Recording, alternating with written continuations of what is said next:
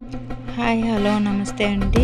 ఇప్పుడు నేను మామిడికాయ పచ్చడి పెట్టి చూపించబోతున్నాను. చాలా టేస్టీగా ఉంటుంది, ఈజీగా ఉంటుంది. శుభ్రంగా కాయలు బలంగా కడిగేసుకొని ముక్కలు కొట్టించుకొని ఇలా నూనె పసుపు కలిపి పెట్టుకోవాలండి. అలా కలుపుకోవడం వల్ల ఏంటంటే ముక్క మెత్తపడకుండా ఉంటుంది. మనము ఎక్కువ రోజులు పచ్చడి నిలవ ఉంటుందండి.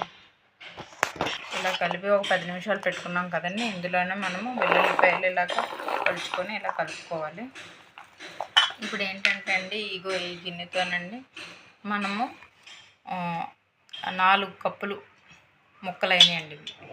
4 కప్పులకి ముక్కలకి 1 కప్పు కారము, 1 కప్పు ఏమో ఆవపిండి, కొంచెం మెంతిపిండి, కొంచెం తగినంత ఉప్పు అండి.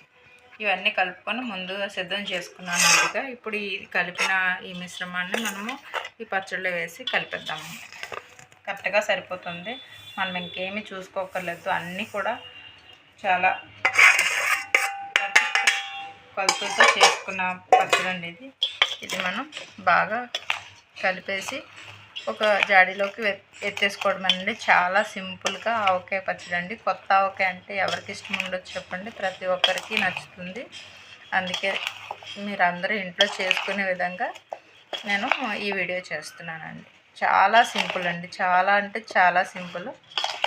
అంతేనండి ఆవకాయ పచ్చడి. ఇది 3 రోజుల వరకు మనము దీన్ని మామూలు కలిపేసి పెట్టుకుంటూ ఉండాలి. 3వ రోజు ఒక్కసారి తీసి ఎండలో పెట్టి మనం జాడీలోకి ఎత్తేసుకోవడమేనండి, అంతే. కొని మనము ఒక ప్లాస్టిక్ డబ్బాలోకి కానీ జాడీలోకి కానీ ఎత్తి పెట్టేసుకొని 3 రోజుల తర్వాత మళ్ళీ కలుపుకుంటూ ఉప్పు కారం ఏది సరిపోతే అది కలుపుకోవచ్చండి. కానీ దీనికి అన్నీ పర్ఫెక్ట్గా సరిపోతాయండి. నేను కొలిచి వేసాను కాబట్టి ఇలాగే వేసుకోవాలి. ఏదైతే మనం ఇలాంటి కప్పు తీసుకుంటామో ఆ కప్పుతో 4 కప్పుల ముక్కలు అయితే 1 కప్పు కారం వేసుకోవాలి. నూనె అయితే పడుతుందండి. అంటే రేపటికి అదే 3 రోజుల తర్వాత మనం కదిలించేటప్పటికి నూనె పైకి తేలుతుంది. చాలకపోతే నూనె మనం కలుపుకోవచ్చు. అంతేనండి, చాలా సింపుల్గా చేసుకుని ఆవకాయ పచ్చడి అండి. ప్రతి ఒక్కరూ ట్రై చేయండి. అంతేనండి, సింపుల్గా ఇలా చేసుకొని ఇలాంటి ప్లాస్టిక్ డబ్బాలో ఎత్తేసుకోవాలి. మేము 3 రోజుల తర్వాతే ఆయిల్ కలుపుతామండి. ఇప్పుడైతే ఇలా పొడి ముక్కలే ఉంచుతాము. ఈలోగా ఊటది చేరి మనం మళ్ళీ 3వ రోజు తీసి చూసేసరికి చూడండి ఎంత ఊట చేరుతుందో, ఎంత నూనె పైకి తేలుతుంది.